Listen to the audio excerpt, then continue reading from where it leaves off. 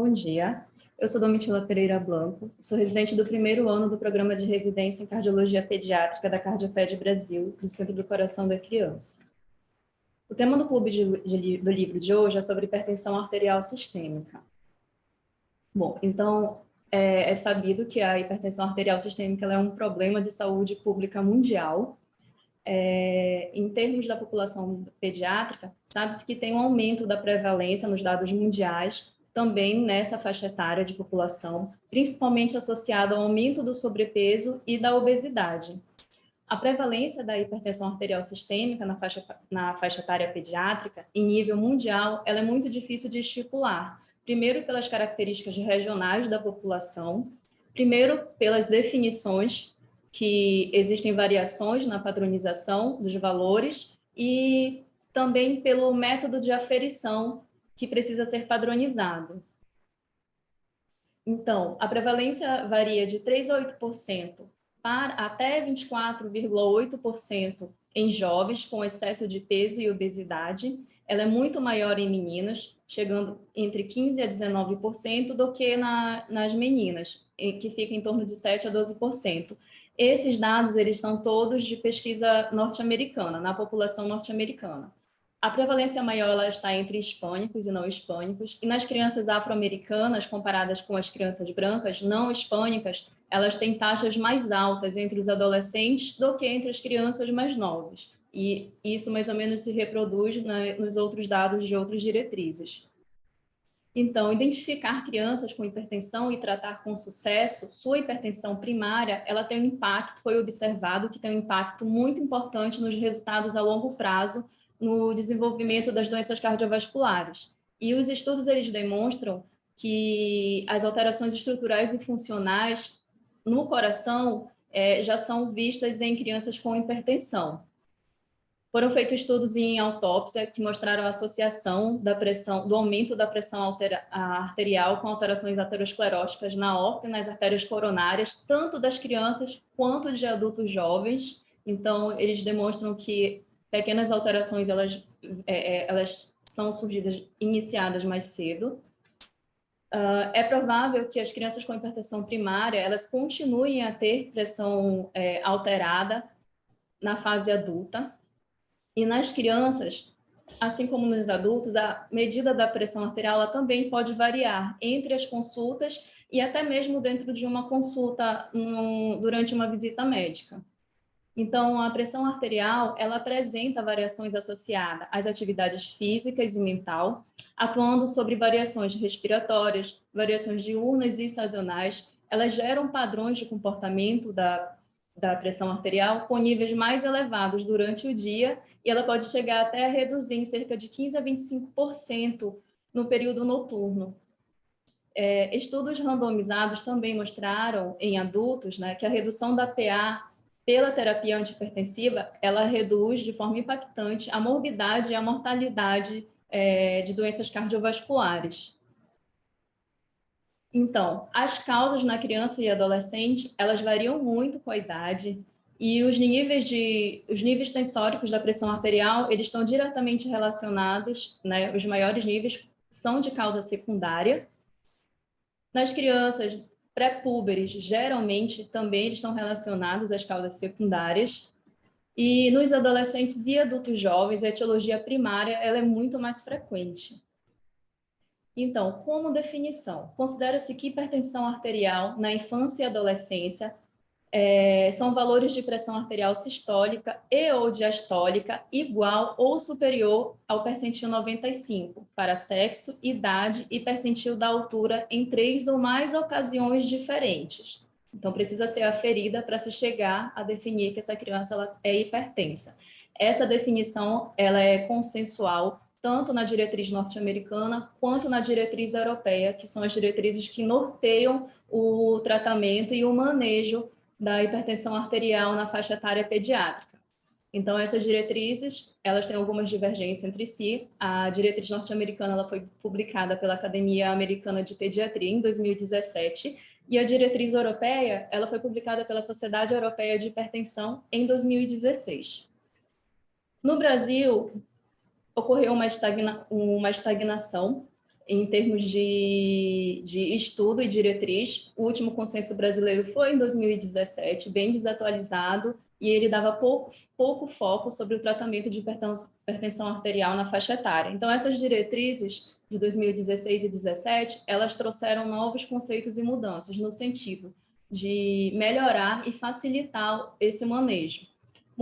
Houve mudança na nomenclatura e na classificação da pressão arterial e seu estadiamento na infância e adolescência. Antes se seguia muito a classificação e a padronização do adulto.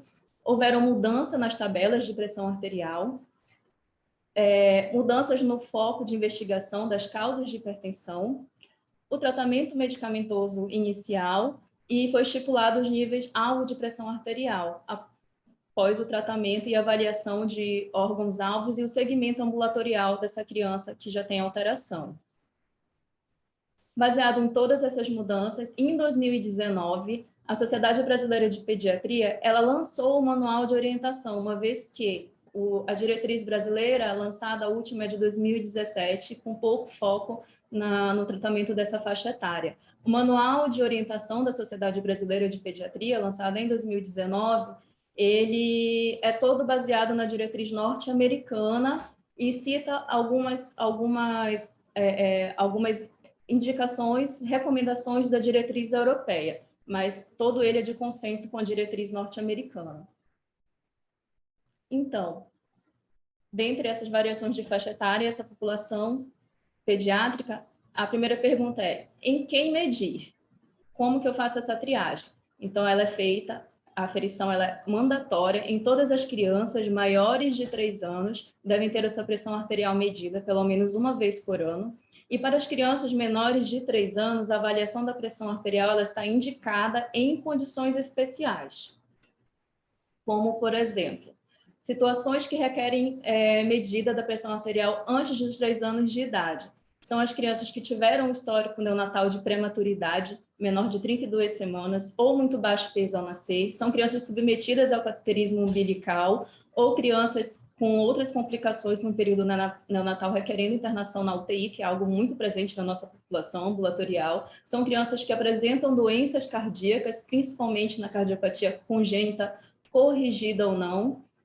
Crianças que apresentam doenças renais, crianças transplantadas com órgãos sólidos ou medula óssea, e nós temos as demais causas miscelâneas, como as neoplasias, crianças que utilizam medicações que aumentam a PA, como difenidramina, cafeína, e outras doenças associadas à hipertensão, doenças de causas genéticas. Então, a população que a gente costuma atender tem um histórico neonatal, tem histórico de cardiopatia congênita e tem a população transplantada. Todas essas crianças, elas se enquadram de forma mandatória a ferir a pressão arterial em todos os encontros, em qualquer consulta médica. Uma das dificuldades de se estabelecer uma diretriz com valores de corte é a padronização da pressão arterial. Em que membro essa pressão é aferida, quantas vezes, como eu devo fazer isso, qual aparelho utilizar e se esse aparelho ele é confiável ou não. Então, essa é uma das principais dificuldades apontadas pelos estudos e diretrizes, e a sociedade norte-americana e a sociedade europeia, elas utilizam da mesma forma de padronização, que é você fazer a aferição do olecrano até a fossa antecubital do membro superior direito, fazer essa medida, traçar um ponto médio, e essa circunferência, a partir dessa circunferência do ponto médio, você vai escolher o tamanho do manguito, sendo que ele deve corresponder a 40% desse comprimento, dessa circunferência, e 80% a 100% do comprimento. As diretrizes, elas trazem como padrão ouro a medida de aparelhos de pressão de níveis tensionais de mercúrio, mas eles não têm sido utilizados por causa da toxicidade do mercúrio, e dos métodos aneróides e oscilométricos. Ambos são oscilométricos, mas uma recomendação é dos aparelhos aneróides, que é o que a gente utiliza.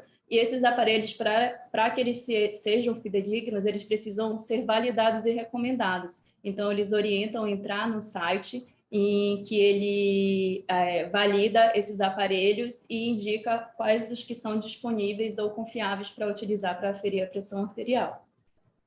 Então, eu coloquei ilustrativamente para como medir a PA, né? Então, eu preciso colocar um manguito adequado, que deve cobrir 40% da largura nessa linha média da distância entre o olecrano e a fossa cubital, e 80 a 100% do comprimento. O manguito ele não deve ter folgas, deve ficar 2 a 3 centímetros acima da fossa cubital, e centralizar um meio da parte compressiva sobre a artéria braquial. Então, eu vou inflar esse manguito e para definir a pressão sistólica, eu ouço o som da primeira agulha e a pressão diastólica ela é medida através da última agulha ou do abafamento da última agulha quando ela não for ouvida, da quinta agulha. A sociedade europeia ela tem uma pequena divergência em relação à norte-americana sobre esse método de aferir. A diretriz norte-americana ela fala que essa aferição ela deve ocorrer como forma padronizada por causa das tabelas feitas por eles no membro superior direito, além de que no membro inferior, no membro superior esquerdo poderia ter erro de aferição, como por exemplo por alguma cardiopatia congênita, mais precisamente na coarctação da aorta. Essa aferição ela deve ser feita em 3 momentos e eu vou usar a média dessas 3 aferições, com intervalo entre cada uma de 2 a 3 minutos, sendo que, tanto no adulto quanto na criança, essa criança ela precisa estar 60 minutos sem atividade física, ela precisa estar com as costas apoiadas ou deitada, com os pés no chão, e o membro na altura do coração. Não pode ter tomado cafeína ou ter feito medicação um pouco antes da aferição ou utilizado qualquer outro produto que possa interferir nesse nível tensional. Já a Sociedade Europeia, ela indica que a medição da PA ela deve ser feita tanto no membro superior tanto no membro superior direito quanto no membro superior esquerdo, e é feita a medida entre elas, entre essas 3 aferições. A média delas eu vou classificar. Então, como é feita essa classificação? A Sociedade Norte-Americana ela fez uma classificação baseada no percentil, né? E utilizou e fez com que essa classificação na faixa etária pediátrica ela fosse validada até os 13 anos de idade. Porque, segundo eles, quando a criança ela chega na fase pré-púbere, do estágio de Turner, eu já posso utilizar, acima de 13 anos de idade, os valores de adulto. Então, por isso que eles recomendaram utilizar a tabela até os 13 anos de idade. Mas, por método didático e de estudo e de pesquisa, a tabela ela é feita até os 17 anos. Mas sempre lembrar que até os 13 anos de idade, no pré-púberes, quando a criança ela é pré-púbere, eu já posso utilizar medidas de adulto, tá? E aí ele definiu como pressão arterial elevada, é sempre bom ter esse valor em mente, uma PA entre o P90 e o P95, para o sexo, idade ou altura. E um valor de corte, 120 por 80, ou o que for menor, tá bom? Se dentro desse percentil, 120 por 80, ou a medida menor. Então, em crianças acima ou igual a 13 anos de idade, pressão arterial elevada, com uma PA, pressão arterial sistólica 120 por 80 e menor que 80, e 129 por 80 como ponto de corte no limite superior. Então, é muito bom ter isso em mente, porque ele diverge um pouco do guideline europeu, no qual ele definiu que a hipertensão é acima do P95 para a faixa etária. E ele também estipulou essa tabela de corte entre crianças de 0 a 15 anos. E como utilizar os valores da faixa etária adulta, que você já pode se basear, ele estipulou que você pode utilizar esses valores em crianças, em adolescentes, a partir dos 16 anos de idade. E o ponto de corte do limite superior também da sociedade europeia é bem maior do que da sociedade do guideline americano. Então, hipertensão é definido para eles como um valor maior ou igual a 140/90 e maior ou igual ao P95. Mas a Sociedade Brasileira de Pediatria, ela recomenda seguir a diretriz americana. E uma coisa outro fator que facilitou muito esse manejo foi que a Sociedade Americana, ela trouxe uma tabela em que você pode classificar o nível tensional dessa criança baseado tanto pelo percentil da estatura, quanto pela altura. Ela lançou essa tabelinha aqui, na qual eles colocam tanto a altura da criança, ou você pode utilizar pela altura aproximada, ou que dá um pouco mais de trabalho você achar o percentil da criança, que a gente tem que procurar no gráfico, né, na curva de crescimento, naquele gráfico que a gente utiliza no ambulatório, para classificar qual é o percentil dessa criança de peso, né, pela faixa, peso e estatura, pela faixa etária, se ela está dentro de algum desses percentis, e encontrar na tabela. Aí, então, para facilitar essa classificação, eles colocaram a altura já, a estatura da criança em números absolutos. Isso facilitou bastante. E para ter esses dados de corte do limite superior de forma imediata, eles também colocaram essa tabela, que eu coloquei ela aqui, bem separada, porque na faixa etária de 1 a 13 anos, e eles colocaram o limite superior da pressão sistólica e diastólica, tanto de meninos para meninas. Então, acima desse limite, a gente já pode considerar hipertensão, e é uma tabela bem prática e fácil de ser usada, do que ficar colocando lá na curva do crescimento e na tabela do percentil. Então, ela é bem mais fácil, bem mais acessível, e esse guideline mais recente, os dois trouxeram essa tabela. E como é que fica a população neonatal? Como é que a gente vai aferir? Então, eles também trouxeram essa tabela, esse valor de referência.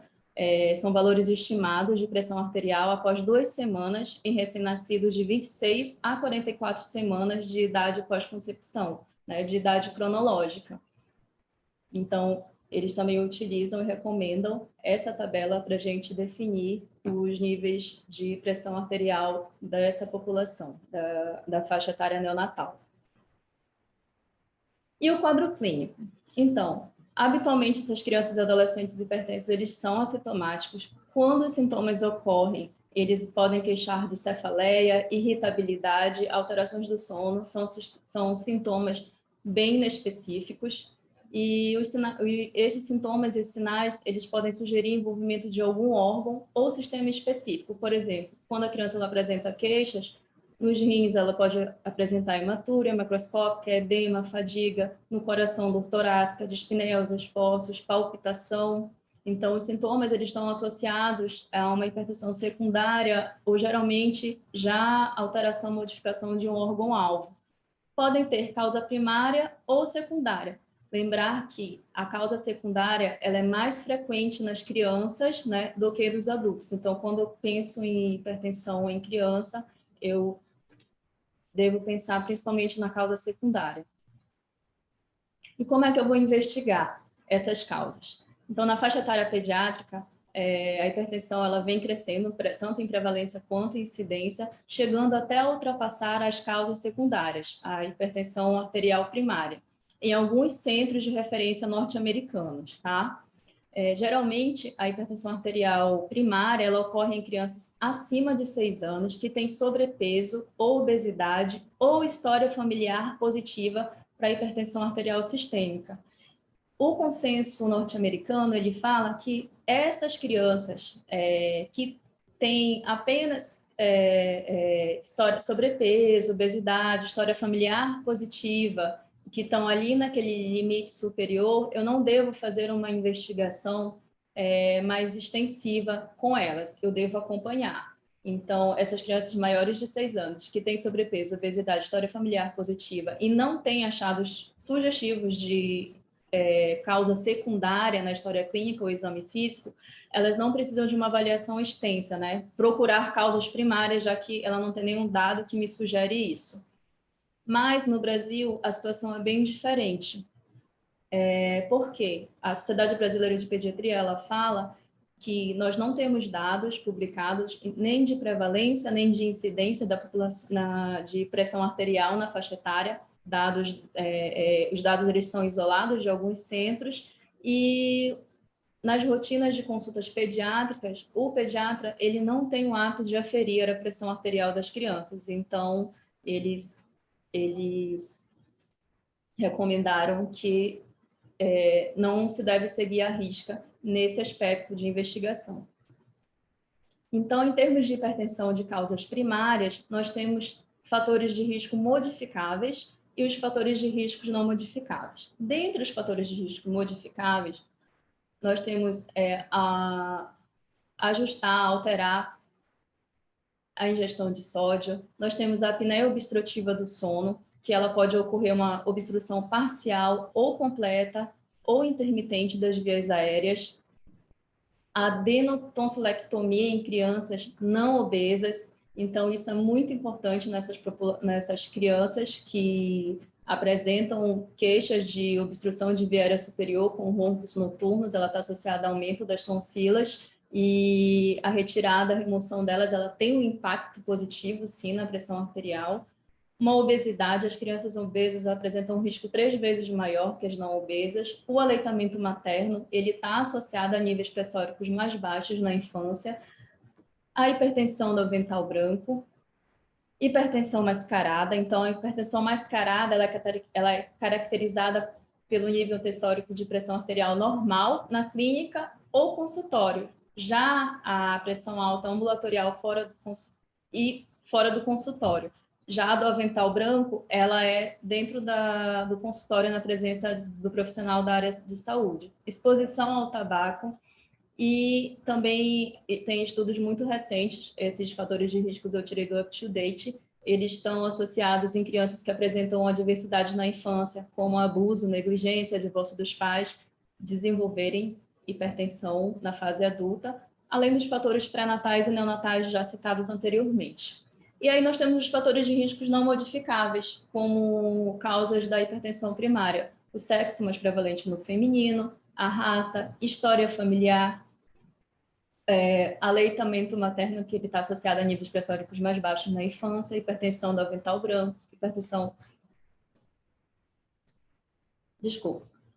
E nós temos a hipertensão secundária, que é a doença do parênquima renal, distúrbios monogênicos, que são distúrbios genéticos, doenças genéticas, doenças cardíacas, usos de drogas e toxinas, as doenças endocrinológicas, lembrando de uso de corticosteroides, uso de catecolaminas, e as doenças renovasculares, todas elas associadas à hipertensão, que são de causas secundárias.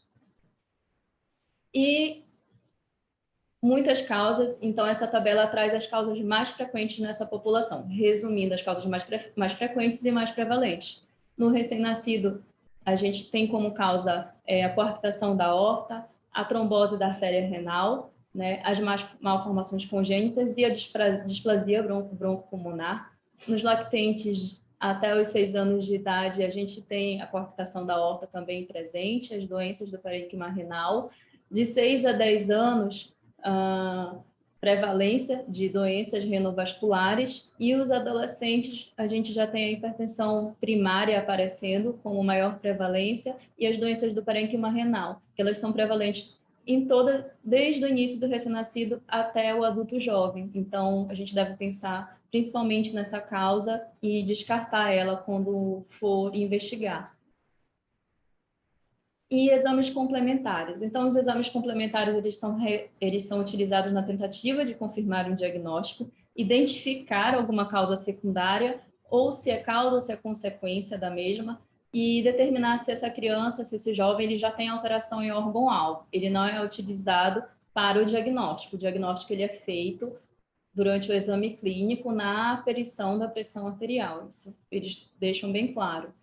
E uma excelente ferramenta que os guidelines indicam é a medida ambulatorial de pressão arterial. na realidade brasileira, o que a Sociedade Brasileira de Pediatria fala é que no Brasil não funciona muito bem, porque nos Estados Unidos, nesses outros grandes centros, eles apresentam locais em que eles fazem o estudo e o acompanhamento para essas populações, para essas crianças.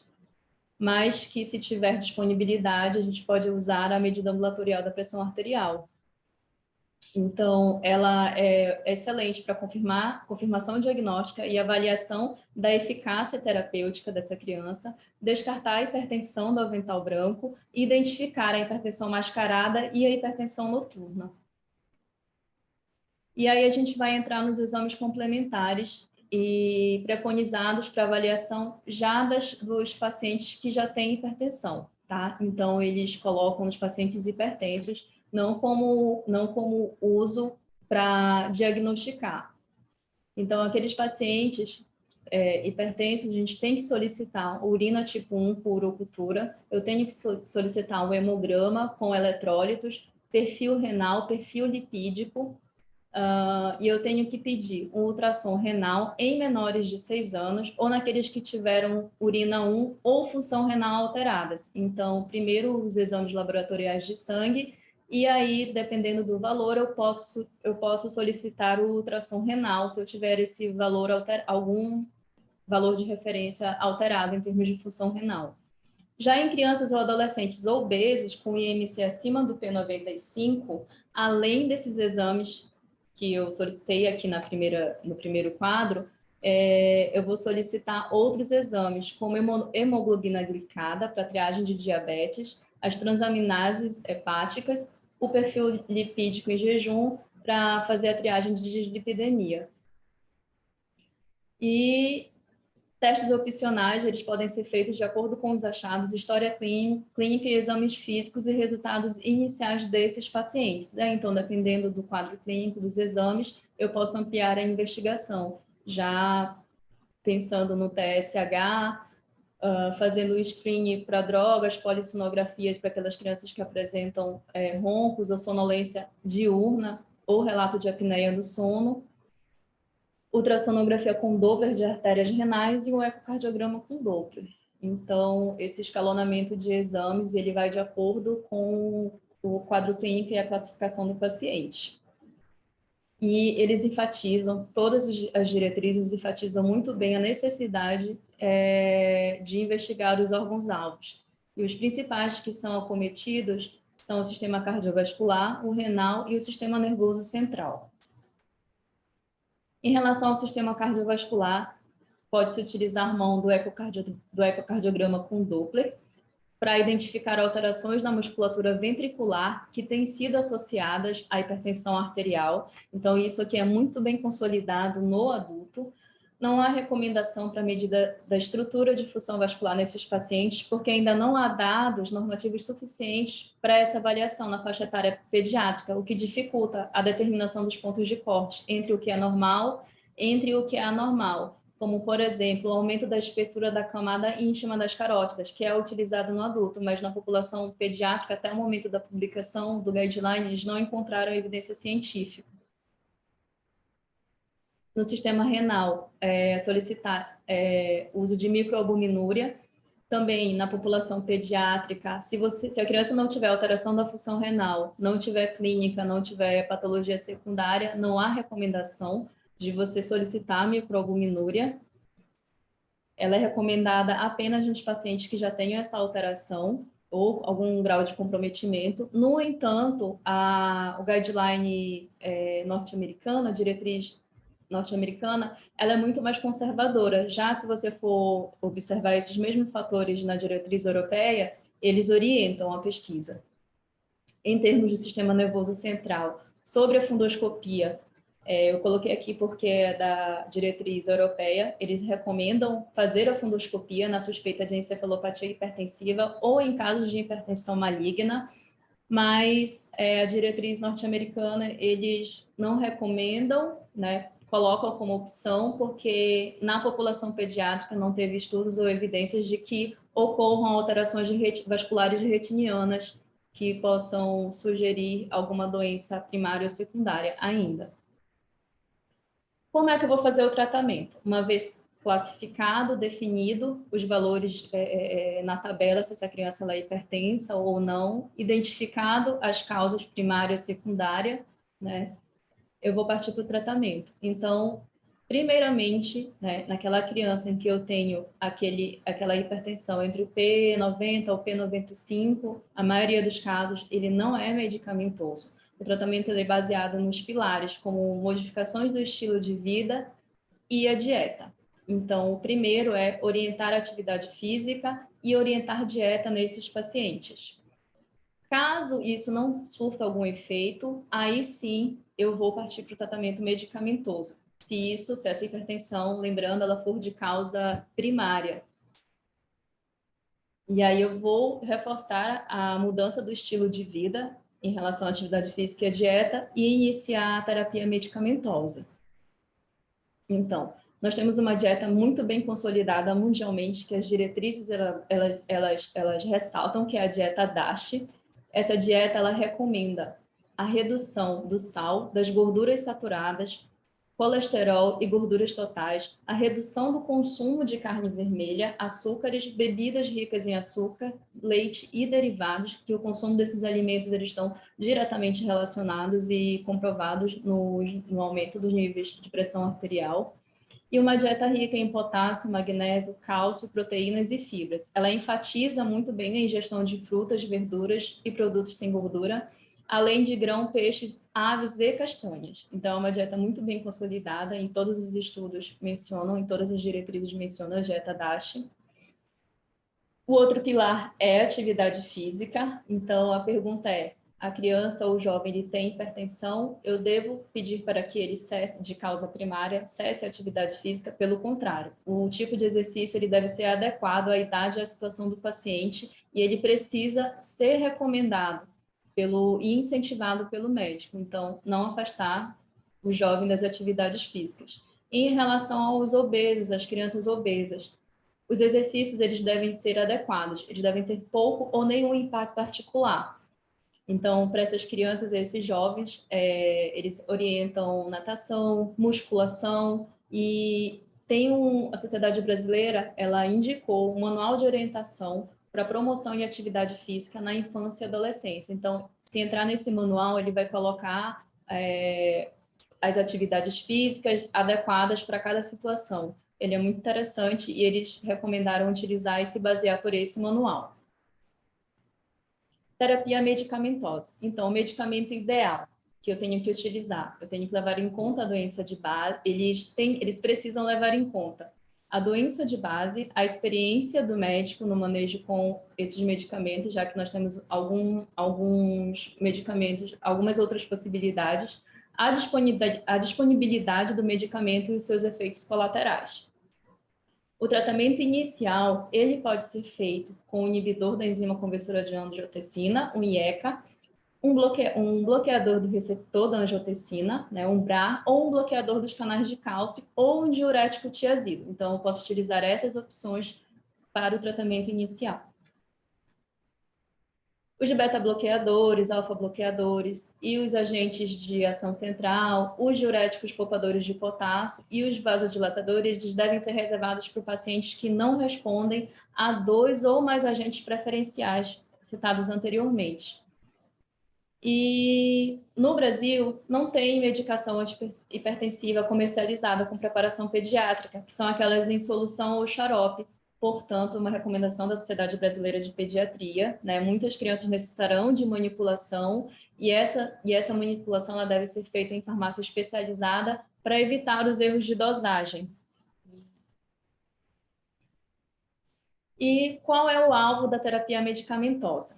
Então, como alvo, eu devo atingir uma pressão arterial abaixo do percentil 90 ou menor que 130/80 ou que for menor entre eles. Então, lembrando que esse percentil 90 ele varia de acordo com a faixa etária, estatura e o sexo da criança, tá? Mas, no geral, menor como alvo é o percentil 90 ou que for menor entre eles.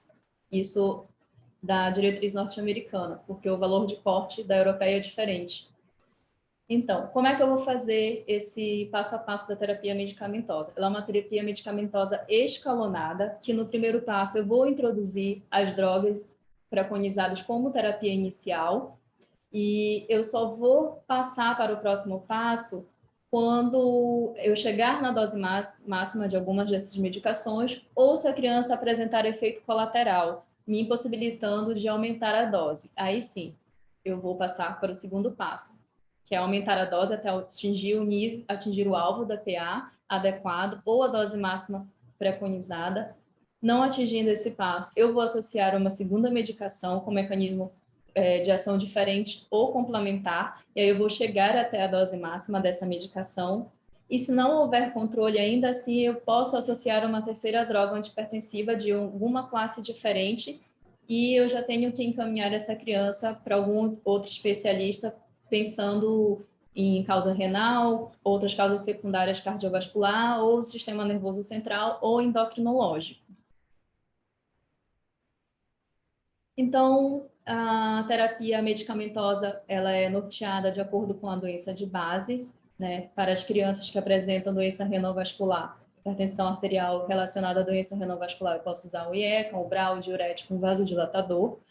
Para as crianças, no caso da coarctação da aorta, beta-bloqueador, principalmente antes da correção da coarctação, renais crônicos, o IECA, o BRA, uma hipertensão relacionada à obesidade, o IECA, e para aquelas crianças que são atletas ou atletas hipertensos, eu posso me utilizar dessa classe. Então, a gente percebe que o IECA está em todas como terapia inicial, com exceção da coarctação de aorta, que é um mecanismo físico, de alteração estrutural. E eu coloquei aqui no quadro a dose das principais, a dose inicial e a dose máxima, e o intervalo da dosagem, isso aqui é da diretriz norte-americana, reproduzido pela Sociedade Brasileira de Pediatria, de cada medicação. Então, o captopril, na fase neonatal, que são as medicações que a gente mais utiliza no ambulatório para as nossas crianças, captopril e enalapril, na fase neonatal, acima ou maior que 1 mês de idade, eu posso entrar com uma dose inicial de 0,05, chegando até 6 miligramas quilo dia, fracionada em até 6 vezes, e o enalapril, uma dose inicial de 0,08 miligrama quilo dia, eu posso aumentar essa dose 5 miligramas dia, chegando até a dose máxima de 0,6, fracionada em 1 a 2 vezes ao dia, com a dose máxima a 40 miligramas dia. E aí ele dá a apresentação disponível desses comprimidos no Brasil. Nós temos os bloqueadores de receptores de angiotensina. Não temos, pelo menos no nosso ambulatório, muita prática de utilizar essas medicações, né, nas cardiopatias congênitas, pela patologia de base ser diferente. Nós temos também os diuréticos tiazídicos, como a hidroclorotiazida, a dose inicial de 1 miligrama quilo dia, com a dose máxima de 2 miligramas, ou 2 miligramas dia, fracionada 1 a 2 vezes ao dia. E nós temos da hidroclorotiazida os comprimidos na apresentação de 25 ou 50 miligramas no Brasil. Os bloqueadores do canal de Cas, amlodipino, nifedipino, não temos muita prática para utilizar nas nossas cardiopatias. E em situações especiais. Então, os guidelines, eles também trazem as situações especiais, como, por exemplo, nos atletas, em que a atividade física ela é sempre estimulada no paciente hipertenso para controle da pressão arterial. E eles são liberados, esses pacientes, eles são liberados para a realização de atividade física competitiva ou treinos mais intensos após a redução da PA até você chegar num nível controlado. Então, você recomenda a continuar a praticar atividade física, mas se for competir com algo mais extenuante, só liberar após ter o controle da pressão. Outras situações especiais no tratamento da crise hipertensiva. Então, ela é caracterizada como elevação súbita e abrupta da pressão arterial em relação ao seu valor basal. A crise hipertensiva ela é rara em crianças e geralmente ela é secundária em alguma doença de base. Ela é classificada em emergência hipertensiva e urgência hipertensiva. Na urgência hipertensiva ainda não há lesões de órgãos-alvos. Então, na emergência hipertensiva, é caracterizada por elevação da PA, da pressão arterial, que ameaça a integridade do sistema cardiovascular, rins ou sistema nervoso central. E o que eu tenho qual é o meu intuito do tratamento da emergência hipertensiva? Então, eu vou utilizar medicações antihipertensivas de ação rápida. Inicialmente, a PA, eu tenho que ter em mente que eu não posso reduzir esses valores mais de 25% nas primeiras 8 horas. Então, eu tenho como alvo chegar a esse nível, né? Redução até 25% nas primeiras 8 horas. E a encefalopatia hipertensiva, então, ela é um tipo de emergência hipertensiva e caracteriza-se por elevação abrupta ou prolongada da PA, que sobrepõe a capacidade autorregulatória da vasculatura cerebral. Na encefalopatia hipertensiva, a criança ela pode ter cefaleia, alterações mentais, crises convulsivas, alterações visuais ou acidente vascular cerebral, e a lesão ela pode aparecer como uma leucoencefalopatia posterior reversível, que entra no caso da síndrome PRES. Já na urgência hipertensiva, nos casos em que eu tenho uma urgência hipertensiva, eu posso iniciar uma medicação via oral, caso o paciente tolere a terapia e se ainda não houve desenvolvimento de complicações graves, né? Então, numa urgência hipertensiva, ainda posso abrir mão de medicações de via oral, diferente da emergência, que já ameaça de degradação de órgãos-alvos. E os medicamentos que eu posso utilizar na terapia da crise hipertensiva, que são aquelas situações especiais. Eu posso utilizar o esmolol, que ele é um beta-bloqueador adrenérgico, intravenoso, ele tem ação curta e infusão contínua dele é a mais recomendada, no entanto, ele pode causar a bradicardia severa, na dose de 100 a 500 microgramas quilo por minuto. E posso utilizar a hidralazina, que ela é um vasodilatador, de forma intravenosa ou intramuscular, ela causa taquicardia e, quando intravenosa, eu posso utilizar a dose a cada 4 horas. Nós temos também o nitroprusiato, que é um vasodilatador intravenoso contínuo, e quando eu for utilizar nele, eu tenho que sempre ficar atenta à monitorização dos níveis de cianeto, para o uso acima de 72 horas, tá? Ou infecção, ou insuficiência renal aguda simultânea com intoxicidade pelo cianeto. E aí nós temos as outras classes de medicamento antihipertensivo de ação rápida. Então, durante o tratamento e o segmento no paciente, depois que eu instituo a terapia, como é que eu vou prosseguir com esse paciente? Na fase inicial do tratamento, eu preciso reavaliar frequentemente essa criança a cada 4 a 6 semanas para ajuste de doses ou associação de outra medicação. E aí, nessa fase inicial, entra bem a medida ambulatorial de pressão arterial para verificar se essa criança ela tem aderência e se eu estou conseguindo controlar os níveis tensóricos. E depois que eu atinjo o controle da pressão arterial, os retornos eles podem ser a cada 3 a 4 meses. E em cada consulta, os sintomas e efeitos colaterais dos medicamentos eles devem ser monitorados, assim como a aderência do tratamento. E o segmento desses jovens, dessa população, ele é um segmento em longo prazo, mesmo que eu atinja o controle da pressão arterial, possibilitando inclusive a retirada das medicações, essas crianças elas necessitam de acompanhamento.